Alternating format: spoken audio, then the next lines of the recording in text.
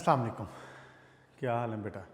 Second year chemistry के महान बच्चों, ठीक ठाक हो, खैर खैरियत से हो, राज़ी बाजी हो। चलिए अपना भी ख्याल रखें और अपने घर वालों का, अपने इर्द गिर्द के लोगों का ख्याल रखें। अल्लाह ताला आसानियाँ करें। हम चैप्टर 6 ख़त्म करने के धाने पे हैं और आखिरी बातें चल रही हैं, तो देखते हैं। लास्ट टाइम हमने क्या पढ़ा था? हमने पढ़ा था जनाब Ali potassium chromate, potassium chromate की प्रिपरेशन, पोटाशियम क्रोमेट का स्ट्रक्चर, बल्कि स्ट्रक्चर तो दोनों की डिस्कस हो गए थे। क्या बातें हुई थी जनाब लास्ट टाइम? हमने कहा था कि क्रोमियम के दो अहम कंपाउंड हैं और इंडस्ट्रियली इम्पोर्टेंट हैं और हमारे इर्द गिर्द और ज़िंदगी में इस्तेमाल होते हैं। And those compounds are potassium chromate and potassium dichromate. मैंने उसमें बात की थी कि बेसिकली इनका ओरिजिन कहाँ से हो रहा है, आ कहाँ से रही है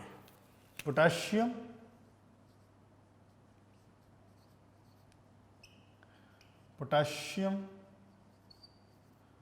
क्रोमेट कहाँ से आ रहे थे? ये बेसिकली ये आ रहे थे जनाब अली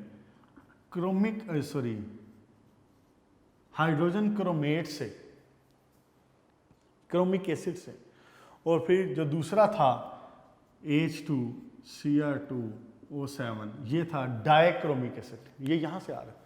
बेसिकली क्या हो रहा था कि ये क्रोमेट है, ये डाइक्रोमेट है, क्रोमेट और डाइक्रोमेट,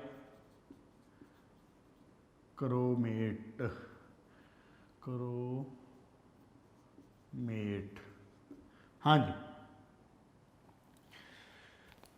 अब आप इसको चाहे पोटाशियम के साथ जोड़ लें, इसको सोडियम के साथ जोड़ लें, इसको लेड के साथ जोड़ लें, जिसके साथ मर्जी जोड़ लें, लेकिन जो हमने आपके कोर्स में चीज़ें पढ़नी हैं वो पोटाशियम के रिलेशन में पढ़नी है। तो पोटाशियम क्रोमेट और पोटाशियम डाइक्रोमेट, फिर हमने इसका स्ट्रक्चर डिस्कस किया था।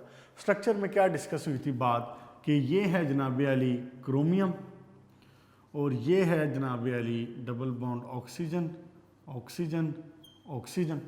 ये क्रोमेट का स्ट्रक्चर है। मैंने आपको बताया था कि जब दो क्रोमेट के मॉलिक्यूल एक दूसरे के करीब आए, जैसे कि चलें इसको पूरी तरह देखें, अगर मैं कहता हूं कि HOH लगा हुआ है यहाँ पे, अब ये क्या बन गया है? ये बन गया है ये डाइक्रोमिक एसिड, सॉरी क्रोमिक एसिड। ये क्या बन गया? Chromic H2CrO4, H2CrO4। ऐसे ही मैंने आपको कहा था कि ये क्रोमेट्स और डाइक्रोमेट्स ये आपस में इंटरचेंज हो जाते हैं, ये आपस में कन्वर्ट हो जाते हैं। अगर मैं ये कह रहा हूं कि ये आपस में कन्वर्ट होते हैं, इट मीन्स कि when a solution is there, कि जिसमें ये क्रोमेट या डाइक्रोमेट मौजूद हो, तो they will be in the equilibrium form. क्या कहा मैंने? जब ये एक सॉल्यूशन में मौजूद होंगे, एक सॉल्यूशन में मौजूद होंगे, एक सॉल्यूशन है, पानी का सॉल्यूशन है, एक्वा सॉल्यूशन है, उसके अंदर मौजूद है, where there is excess hydrogen, where there is excess oxygen, water है ना, एक्वा सॉल्यूशन। तो these chromates and dichromates are interchangeable. तो जब वो इंटरचेंजेबल है तो they will become in the form of, in a position of equilibrium with each other, एक दूसरे के साथ इक्विलिब्रियम पोजीशन में आ जाएंगे। इक्वेशन पता है इसकी क्या बनती है? गौर फरमाएं जरा। CrO4 hydrogen. अच्छा एक मिनट जी, ये इक्वेशन कहां से आई है? दो हाइड्रोजन, ये इक्वेशन यहीं से आई है। ये देखो ये क्या है? H2CrO4। तो ये क्या लिखा मैंने? दो HCrO4, इसी की आयनाइज्ड फॉर्म लिखी है। ये इंटरचेंज होते हैं कैसे जनाब? Cr2O7, जब इसमें से दो मॉलिक्यूल्स ऑफ CrO4, H2CrO4 में से वाटर निकल जाए, we get Cr2O7 plus water. Conceptually ले लें इस बात को, बस समझ लें इस बात को, वरना जितना ये फर्स्ट सा बना हुआ ना ये फिर मुश्किल करेगा आपको। हालांकि है नहीं है मुश्किल, वो चूंकि एक ही जगह पे ढेर सारी इक्वेशंस भी इस तरह से लिखी हैं, राशिद पड़ा होगा पूरा, तो फिर बच्चे परेशान होते हैं। इसलिए इसको कंसेप्चुअली ले लें, अगले 3 पेज आपको समझ आ जाने। एक H2CrO4 का मॉलिक्यूल नोटिस करें जरा, गौर फरमाएं, मैं क्या करने लगा हूं, दूसरा H2CrO4 का मॉलिक्यूल,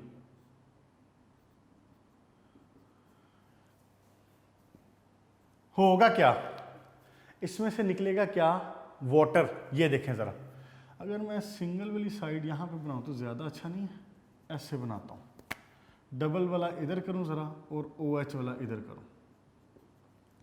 होना क्या, अब इसमें से निकलना है वाटर, बेसिकली इसमें से क्या निकलना है, वाटर। ये देखें, ये क्या हो गया, H2O हो गया, वाटर हो गया, ये निकला। इसी तरह इसका भी तो H2O निकलेगा। लेट्स से ये और ये क्या बन गया, H2O बन गया। तो अब ये आपस में कनेक्ट हो जाते हैं दोनों मॉलिक्यूल। गौर फरमा लें, अब इधर से भी वाटर निकल गया, इधर से भी वाटर निकल गया, अब ये दोनों थ्रू ऑक्सीजन कनेक्ट होंगे। अब मैं जो चीजें निकल गई ना फालतू वाली, उनको मिटाने लगा हूं ताकि जरा क्लियर हो जाए। ये देखें जरा, ये अब हुआ क्या, ये आपस में इसके साथ फिर कनेक्ट हो जाता है, ये आपस में इसके साथ कनेक्ट हो गया। अब क्या बन गया, इधर से ये भी निकल गया, ये वाला। अब क्या बन गया पीछे, ये बन गया Cr2, एक Cr, दूसरा Cr, Cr2O7, 3 और 3 6 और एक ऑक्सीजन। निकला क्या, वाटर। इस तरह क्रोमेट और dichromate in the form of equilibrium रहते हैं इन अ सॉल्यूशन। शॉर्ट क्वेश्चन पूछता है, वो कहता है कि how chromate and dichromate exist in the equilibrium form in a solution. एक बात। दूसरी बात ये कह सकता है, जो इसकी पहली लाइन है पेज नंबर 112 पे, स्ट्रक्चर ऑफ क्रोमेट आइन में पहला देखें जरा, सेकंड पैराग्राफ की पहली लाइन, डायक्रोमेट और क्रोमेट शो सिमिलर प्रॉपर्टीज। तो ये कह सकता है कि why potassium chromate and potassium dichromate show similar properties. उसका जवाब भी यही होगा, नोट करो। अगर वो कहता है कि पोटेशियम क्रोमेट डाइक्रोमेट के सिमिलर प्रॉपर्टीज क्यों है, वहां पे भी यही आएगा पैराग्राफ, ये पैराग्राफ, ये वाली क्वेश्चन। और अगर वो ये कहता है कि हाउ यू कैन एक्सप्लेन कि जी chromate and dichromate ions exist in the form of equilibrium in the aqueous solution, उसमें भी यही बात आएगी। ये क्वेश्चन लिख दोगे। क्या हुआ है, क्रोमेट कन्वर्ट हुआ है डाइक्रोमेट में with the elimination of water. अब यहां पे एक आपका फर्स्ट ईयर का टॉपिक और one of the most favourite topic of yours, और वो है ली शैटलियर्स प्रिंसिपल, जिसको ली शैटलियर प्रिंसिपल भी कहते हैं। एक्चुअली ली शैटलियर प्रिंसिपल हम जनरली कह देते हैं, तो वो साइंटिस्ट का, जर्मन साइंटिस्ट था वो। तो आप अगर यूट्यूब पे भी जाके ली शैटलियर लिखें ना, तो आप उसकी प्रोनाउंसिएशन देखें, तो वो जर्मन में उसको पढ़ने का जो तरीका है वो ली शैटलियर्स है। तो ली शैटलियर्स प्रिंसिपल या ली शैटलियर्स प्रिंसिपल। अच्छा भारत, उसमें आपने, मैंने कहा अभी वो साइंसदान की रूह को तकलीफ ना होती हो ना कि हम उसका नाम गलत लेते हैं। अच्छा, मैं ये कह रहा था कि वहां पे आपने एक बात पढ़ी थी, जो आपने इक्विलिब्रियम के बारे में उसने आपको बताया था। वो क्या था, वो कहता था कि अगर आप चेंज इन द कंसंट्रेशन करेंगे at the equilibrium, if you disturb a system at its equilibrium, system will move in the direction so that to minimize the effect of that disturbance। यही कहा था उसने, ऐसे ही कहा था ना कि अगर आप इक्विलिब्रियम पे एक सॉल्यूशन को, एक पोजीशन को एक रिएक्शन को डिस्टर्ब करेंगे, reaction will move in the direction to minimise the effect of that effect या दैट एडिशन, या जो भी दैट स्ट्रेस का वर्ड उसने यूज़ किया था कि जी जो आपने स्ट्रेस अप्लाई किया है, equation sorry reaction will move in the direction कि वो उस स्ट्रेस के इफेक्ट को मिनिमाइज करे। यहाँ पे अब एक बात पैदा होती है, मिसाल के तौर पे जनाब अली ये एक सोल्यूशन है and in this solution chromate and dichromate ions are in the equilibrium position, they are in the equilibrium form. If you disturb this equation, if you disturb this solution by adding sodium hydroxide, what will happen? क्या होगा? ये आपके सामने equation है जिसमें chromate और dichromate ions in the form of equilibrium मौजूद है। मैंने आपको शो कर दिया, डबल एरो लगा दिया, ये भी बता दिया कि कैसे मौजूद हैं। हम जनाब अली इस इक्विलिब्रियम को डिस्टर्ब करते हैं by the addition of some alkali, let's say sodium hydroxide और पोटेशियम हाइड्रोक्साइड।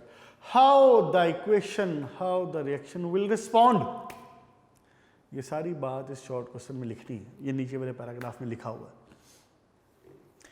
अगर मैं हाइड्रोक्सल ऐड करता हूं क्या होगा? This hydrogen will respond quickly, ये बड़ी तेजी से दौड़ के जाएगा और बनाएगा क्या? हाइड्रोजन हाइड्रोक्सल के साथ मिलकर क्या बनाएगा? वाटर। हाइड्रोजन हाइड्रोक्सल के साथ मिलकर क्या बना देगा? वाटर। जब हाइड्रोजन ने इस हाइड्रोक्सल के साथ मिलकर वाटर बनाया तो हाइड्रोजन की अमाउंट कंसंट्रेशन क्या होगी? Concentration of hydrogen on this side, on the left side will decrease. Decrease क्यों? क्योंकि हाइड्रोजन कंज्यूम हुआ, हाइड्रोजन कंज्यूम हुआ ना जी। देखें पहले मिसाल के तौर पे 100 इसके एटम्स मौजूद थे हाइड्रोजन के, आपने हाइड्रोक्सल डाला इक्विलिब्रियम के ऊपर, आपने इसको डिस्टर्ब किया इक्विलिब्रियम को, आपने हाइड्रोक्सल डाला, hydroxyl went to combine with the hydrogen, उसने उसमें से कुछ हाइड्रोजन को कंज्यूम कर दिया by the formation of water. तो क्या होगा कि उसका जो लेवल था हाइड्रोजन की कंसंट्रेशन का वो कम हुआ। अब आप पढ़े लिखे सियाणे और अच्छे बच्चे मुझे ये बताएं कि अगर हाइड्रोजन की कंसंट्रेशन कम हो तो रिएक्शन की डायरेक्शन क्या होगी? अब देखिए, अब आप ना ली शैटलियर्स की जो रूह है उसको तकलीफ ना पहुंचाना प्लीज़। आपने ये बात फर्स्ट ईयर में पढ़ी हुई है तो इसलिए आप उसका जो लॉ है ना, उसका जो प्रिंसिपल है उसको प्लीज़ आप उसको आप डिस्टर्ब ना कीजिएगा। बताएं क्या होगा अगर आप हाइड्रोजन की concentration on the left side decrease कर देते हैं? तो reaction will come backward, reaction reverse हो जाएगा। Reaction will move from the right to left, equilibrium position will be moved to the left. जब आपने इसकी कंसंट्रेशन को कम किया, equilibrium position will be shifted to the left, और इस वजह से रिएक्शन की डायरेक्शन क्या हो जाएगी? Left to right, sorry right to left, यानी कि रिएक्शन क्या हो जाएगा? रिवर्स रिएक्शन हो जाएगा, रिवर्स रिएक्शन स्टार्ट हो जाएगा। जब अल्लाह भला करे इस रिएक्शन में रिवर्स रिएक्शन होगा तो अब असल काम की बात पे आए कि आपको उस सॉल्यूशन के अंदर क्या चीज ज्यादा मिलेगी? You will get more chromate, chromate ज्यादा हो जाएगा। जब reaction left to right, sorry right to left you move करे, right to left, reaction backward आएगा, रिवर्स आएगा, you will get more chromate. Clear होगी बात? अब इसका ऑपोजिट देख लें। ऑपोजिट बताने वाली वैसे मेरा ख्याल आपको रह तो नहीं गई बात, आप पढ़े लिखे बच्चे हैं, इतनी सी बात समझ आ गई आपको कि जब आपने हाइड्रोजन की कंसंट्रेशन को कम किया by the adding of alkali. अच्छा, अगर आप अब डाल दें एसिड, ये लें जी, अभी आपने डाला था alkali, sodium hydroxide, potassium hydroxide, अब आप डाल देते हैं any acid, HCl, H2SO4, anything, hydrogen की, अब आपने क्या किया? हाइड्रोजन की अमाउंट आपने बढ़ा दी, आपने हाइड्रोजन की अमाउंट बढ़ा दी, यानी कि इसकी अमाउंट जो पहले कम थी अब आपने वो हाइड्रोजन की अमाउंट बढ़ा दी, यानी कि आपने रिएक्टेंट्स को बढ़ा दिया। तो अब रिएक्शन की डायरेक्शन क्या होगी? Reaction will go from the left to the right, reaction will go forward, you will get more dichromate ions. बस ये था इस सारी बात का खुलासा और इसका मकसद। क्लियर होगी जी बात? ये सारी बातें पेज नंबर 112 पे ये पैराग्राफ जो है इसमें लिखा हुआ। ठीक, ओके जी। नेक्स्ट आए आप, यहां पे बस इसका मामला खत्म हुआ, पोटाशियम क्रोमेट का मामला खत्म हुआ। डाइक्रोमेट जो है ना ये ज्यादा इस्तेमाल होता है इंडस्ट्री में, डाइक्रोमेट ज्यादा इस्तेमाल होता है due to its strong oxidising power. इसलिए हम आपको डाइक्रोमेट के ही रिएक्शंस भी बताएंगे, क्रोमेट के रिएक्शंस नहीं डिस्कस किए, सिर्फ हमने इक्विलिब्रियम की जो बात है वो की है। पोटाशियम डाइक्रोमेट, और ये इंतहाई आसान है, आपको बेसिक्स मिल गई ना, सारी बेसिक्स मिल गई, अब आपको इसमें कोई मसला नहीं। गौर करें जनाब, पोटाशियम डाइक्रोमेट का जो प्रिपेयर करने का तरीका है इंतहाई आसान, अभी मैंने डिस्कस किया है ये तरीका। क्या? क्रोमेट, मैंने आपको कहा अभी यहां पे इक्वेशन लिखे थे ना, क्रोमेट रिएक्शन में मैंने जनाब अली डाला एसिड, तो अभी मैंने आपको बताया था कि when acid you will add the acid, reaction will go forward, reaction will go left to right. तो यहां पे क्या चीज मिल रही थी आपको? Cr2O7, you will get more dichromate. मसला हल हो गया कि नहीं? वही क्वेश्चन है पीछे वाली। अब मैंने पहले आपको सिर्फ क्रोमेट लिखे थे, मैं कहता हूं जनाब पोटाशियम क्रोमेट यूज किया, यहां पे भी मुझे पोटाशियम डाइक्रोमेट मिल गया, अल्लाह अल्लाह खैर सलाह, मसला हल बीच में से। मुश्किल है कोई? पोटाशियम क्रोमेट रिएक्शन करवाया सल्फ्यूरिक एसिड के साथ, हमें यह पता था कि सॉल्यूशन में क्रोमेट और डाइक्रोमेट आयन इक्विलिब्रियम पोजीशन में रहते हैं। हमने उसमें एसिड ऐड किया, ली शैटलियर्स के मुताबिक जो इक्विलिब्रियम है वो डिस्टर्ब हुआ। जब इक्विलिब्रियम डिस्टर्ब हुआ फ्रॉम द लेफ्ट साइड, तो equilibrium position was shifted to the right side, so the reaction will go from the left to right, reaction will go in the forward direction, you will get more potassium dichromate. और साथ में एक आधी चीज़ और बना लें कि potassium sulphate बना लें, साथ में कोई वाटर शॉटर बना लें। मुश्किल है कोई? अगली बात, एक तरीका ये हो गया। दूसरा तरीका, अगर जनाब अली आपके पास सोडियम डाइक्रोमेट हो तो आपको कोई इतराज़ है कि हम सोडियम को उठा के पोटाशियम के साथ बदल दें? गौर फरमाएं, Na2Cr2O7, ये क्या है? ये क्या है? Potassium dichromate. ये क्या है? Sodium dichromate. आप अगली चीज देखें, Cr2O7 डाइक्रोमेट, सोडियम डाइक्रोमेट। आप रिएक्शन करवाएं जनाब अली KCl के साथ, क्या होगा? ये और ये इधर, ये और ये इधर, क्या बन गया? K2Cr2O7 NaCl। कोई मुश्किल है? एक्सरसाइज का क्वेश्चन नंबर 10 है ये। ठीक, अच्छा जी, नेक्स्ट प्रॉपर्टीज देखें। अच्छा, ये प्रॉपर्टीज वाली भी सारी बात डिस्कस हो चुकी है, पूरा मैंने आपको स्ट्रक्चर भी बना दिया क्रोमेट का और डाइक्रोमेट का। एक बार चलें दोबारा बना देता हूँ आपको, ज़रा उसमें मज़ीद एक बार रिपीट हो जाएगा, तो क्योंकि मैंने आपको मार्क करवाया ही है। Chromium double bond oxygen, double bond oxygen, oxygen oxygen, अगली तरफ again double bond oxygen, double bond oxygen, oxygen. ये इसका स्ट्रक्चर क्लियर जी? ओके, आए जी जनाब अली रिएक्शंस के ऊपर। रिएक्शंस में ना सबसे पहली बात तो ये है कि आपने घबराना नहीं है। जैसे हमारे प्राइम मिनिस्टर भी कहते हैं ना, आपने घबराना नहीं है। ये 4 इक्वेशंस आपको यहाँ पे नज़र आ रही हैं, लेकिन ये बेसिकली समझ लें आपके 4 इक्वेशंस नहीं, ये 2 इक्वेशंस हैं। उसकी वजह क्या है? पहली तीनों equations are same to same. Reaction 1 with H2, जैसे जैसे मैं पढ़ा रहा हूँ ना वैसे ज़हन में रखिए ज़रा, जब मैं पढ़ा के मुकम्मल कर दूंगा और फिर इसको बैठ के बुक पे देखना, सारा क्लियर हो जाएगा इंशाल्लाह। सबसे पहला reaction with H2S, reaction with ferrous sulphate, तीसरा reaction with potassium iodide, all together same to same. कैसे? गौर फरमाएं। अलमशहूर हमारा सर्कल K2Cr2O7। एक रिएक्शन मैंने आपको जनाबे अली बताया किसके साथ है? H2S के साथ। दूसरा रिएक्शन आपको बताया किसके साथ है? फेरस सल्फेट के साथ।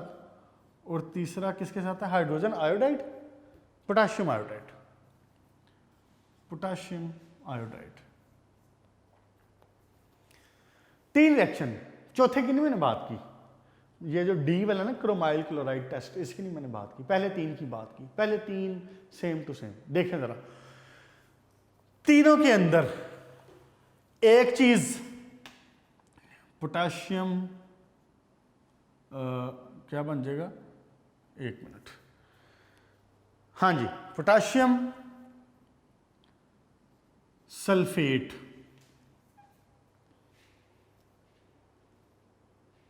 Next potassium sulphate. 1 मिनट, मैं इसमें गलती कर रहा हूं कोई। हाँ जी, नहीं ठीक है, पोटाशियम सल्फेट। क्यों? मैं थोड़ा सा कंफ्यूज इसलिए हो रहा था, ये प्रेजेंस किसकी प्रेजेंस में हो रहा है रिएक्शन? साथ में H2SO4 की प्रेजेंस में। हाँ जी, अब ठीक है, H2SO4 की प्रेजेंस में रिएक्शन तीनों दोबारा देख लें जरा, नोटिस कर लें क्या कह रहा हूं मैं।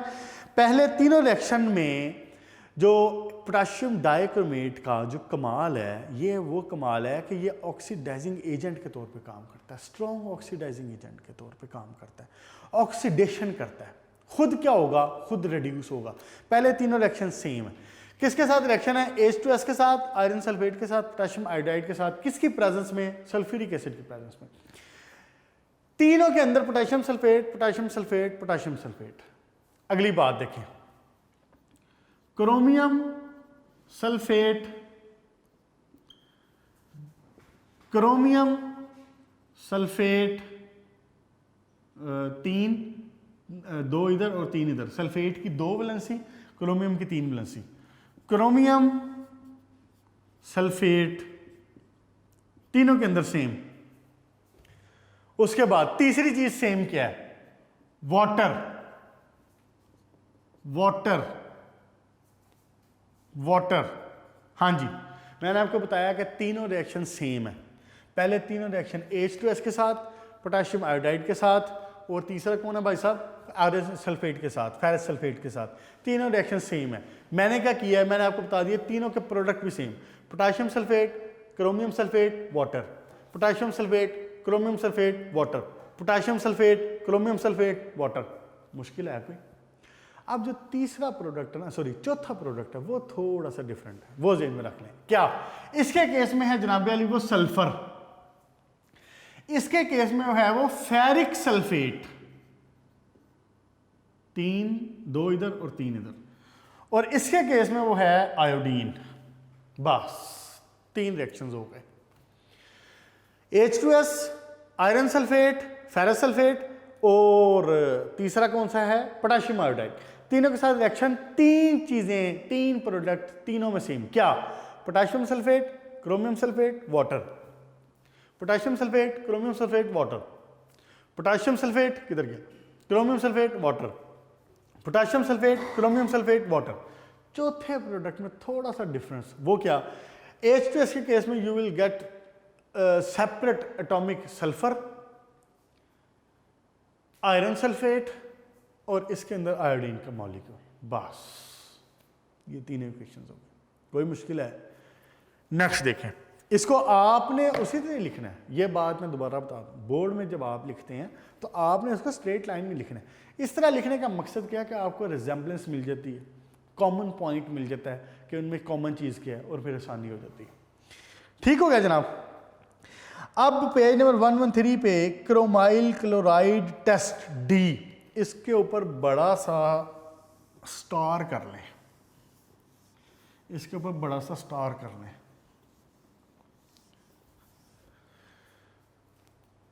Important short question by name. जितने भी आपकी बुक में बाय नेम रिएक्शन है ना, ये सारे इंपॉर्टेंट है, सब पूछ लेता है। अच्छा एक बात, H2S का रिएक्शन जैसे इसने बुक में लिखा है, ये भी एक बार लिख के बता दूं। वैसे उम्मीद है कि अच्छे बच्चों को, पढ़े लिखे बच्चों को समझ आ गई होगी। एक बार मैं दोबारा बता भी देता हूँ। ये देखें जरा, ये वाला H2S वाला जो पेज नंबर 112 के लास्ट पे है, चीज़ वही जो मैंने बताई है, लेकिन ये 2 स्टेप्स में रिएक्शन शो कर रहा है। पोटाशियम Cr2O7 H2SO4 के साथ रिएक्शन, और बनाएगा क्या, ये बनाएगा जनाब potassium sulphate, chromium sulphate, Cr3 इधर और 2 इधर, और साथ में एटॉमिक ऑक्सीजन। ये जो अगला कमाल होता है ना, ये बेसिकली इस एटॉमिक ऑक्सीजन का। ये एटॉमिक ऑक्सीजन क्या करती है, ये अटैक करती है। अब मैंने एक्चुअल जो आपका था H2S के साथ रिएक्शन शो किया था, अब मैंने वो लिखा, इंट्रोड्यूस करवाया। सिर्फ क्या किया, 2 स्टेप्स में बताया और कुछ भी नहीं। H2S एटॉमिक ऑक्सीजन के साथ ये बना देगा वाटर और जनाब अली एटॉमिक सल्फर। ये जब ओवरऑल रिएक्शन लिखें तो आपको पता है जो चीज़ राइट हैंड साइड पे हो, अगर वो लेफ्ट पे भी हो तो हम उसको नहीं लिखते हैं, बाकी सारा तो सेम है। K2Cr2O7 H2SO4 की मौजूदगी में रिएक्शन हुआ H2S के साथ, यू गॉट, क्या बताया था मैंने, potassium sulphate, chromium sulphate, water, आखिरी चीज़ क्या थी, सल्फर। क्लियर जी? ठीक है जनाब। क्रोमाइल क्लोराइड टेस्ट पे आए, इंपॉर्टेंट शॉर्ट क्वेश्चन। क्या ये इंपॉर्टेंट शॉर्ट क्वेश्चन है, बड़ा आसान सा, कोई मुश्किल नहीं है इसमें कुछ भी नहीं है। क्या होना क्या है बेसिकली, क्रोमाइल क्लोराइड टेस्ट। जी जनाब, एक्चुअली इसकी इंपॉर्टेंस थोड़ा सा अलग से पढ़ने की रीज़न ये है कि जो क्रोमाइल क्लोराइड, अभी मैं बताता हूँ कि क्रोमाइल क्लोराइड है क्या। क्रोमाइल क्लोराइड जब बनता है ना, ये स्ट्रॉन्ग ऑक्सीडाइजिंग एजेंट है, तो ये समटाइम इंडस्ट्री में इस्तेमाल होता है एज ऑक्सीडाइजिंग एजेंट। बस ये इसकी इंपॉर्टेंस है। अलग से इसको नाम दे देते हैं due to its product, chromyl chloride जिसको बोलते हैं। अच्छा जी, रिएक्शन में होना क्या, पोटाशियम K2Cr2O7 सल्फ्यूरिक एसिड की प्रेजेंस में रिएक्शन होगा NaCl के साथ। अब एक चीज़ जो याद रखने वाली है वो ये है कि इसके प्रोडक्ट क्या हैं, प्रोडक्ट इसके थोड़े से डिफरेंट हैं। एक चीज़ बनती है पोटाशियम हाइड्रोजन सल्फेट KHSO4, दूसरी चीज़ बनती है सोडियम हाइड्रोजन सल्फेट। देखो ना, पोटाशियम भी मौजूद है सल्फेट के साथ रिएक्शन, और लेकिन पार्शियल डीकम्पोजिशन होती है, पार्शियल उसकी वो होता है, रिएक्शन होता है, कंप्लीट नहीं होता। तो पोटाशियम हाइड्रोजन सल्फेट, फिर सोडियम भी मौजूद है तो सोडियम हाइड्रोजन सल्फेट। तीसरी चीज़ जो हमारे काम की चीज़ है CrO2Cl2, इसको बोलते हैं क्रोमाइल क्लोराइड। क्या बोलते हैं, क्रोमाइल क्लोराइड। और साथ में एक चीज़ आप बनाते हैं, वाटर। कोई चीज़ रह तो नहीं गई? हाँ जी, ठीक हो गया। मुश्किल है कोई इसमें? क्या रिएक्शन है, पोटाशियम डाइक्रोमेट का reaction with in the presence of sulphuric acid with NaCl converted to potassium hydrogen sulphate, sodium hydrogen sulphate, chromyl chloride, water. Chromyl chloride को क्रोमियम ऑक्सी क्लोराइड भी कहते हैं, अगर आप याद रखने के लिए, आसानी के लिए चाहिए दें, क्रोमियम ऑक्सी क्लोराइड। याद है ब्लीचिंग पाउडर जब पड़ा था CaOCl2, उस वक्त मैंने आपको बताया था इसको कैल्शियम ऑक्सीक्लोराइड भी कहते हैं। ठीक है, अच्छा जी, बस इतनी सी बात है इसमें। शॉर्ट क्वेश्चन के तौर पे बस ये क्वेश्चन जेन में रखनी है आपने। बैलेंस ज़रूर कर लीजिएगा साथ। यहाँ पे आ जाएगा 4, इधर आ जाएगा 6, इधर आ जाएगा 4 और 2, 4 और 2। ये आपको जो कष्ट है ना, ये आपको पेपर में बैठ के करना पड़ता है। यही असल मेन जो है ना इनऑर्गेनिक का मसला है, यही मेन मसला है बस थोड़ा सा। तो बहरहाल प्रैक्टिस कर लें। और जैसे मैंने आपको पहले बताया था कि जो इम्पोर्टेंट इस तरह के होते हैं उनकी इक्वेशंस को चलें याद कर लें, उनकी बैलेंसिंग को याद कर लें ताकि वहाँ पर टाइम ना ज़ाया हो। बस बेटा इसको इतना रखते हैं, इसको इतने रखते हैं आज। इंशाल्लाह ताला नेक्स्ट लेक्चर में, कल के लेक्चर में ये चैप्टर ख़त्म कर देंगे। आज हमने क्या पढ़ा है? आज हमने वो जो एक शॉर्ट क्वेश्चन इंपॉर्टेंट है क्रोमेट और डाइक्रोमेट की इंटर कन्वर्जन वाला, इक्विलिब्रियम में प्रेजेंट होने वाला, वो पढ़ा। फिर हमने पढ़ा पोटेशियम डाइक्रोमेट की प्रिपरेशन, फिर हमने पढ़े पोटेशियम डाइक्रोमेट के रिएक्शन। और रिएक्शन में 3 रिएक्शन तो मैंने आपको बता दिए हैं, सेम है। एक थोड़ा सा ये जो क्रोमाइल क्लोराइड वाला है ये अलग है, इसीलिए मैंने ये सर्कल में नहीं बनाया था, इसको अलग से लिख दिया, अलग से मार्क भी करवा दिया। इसको अच्छे तरीके से याद कर लें, लिख के प्रैक्टिस करें, इंशाल्लाह ताला आसानी होगी। अपना ख्याल रखें, गुड लक।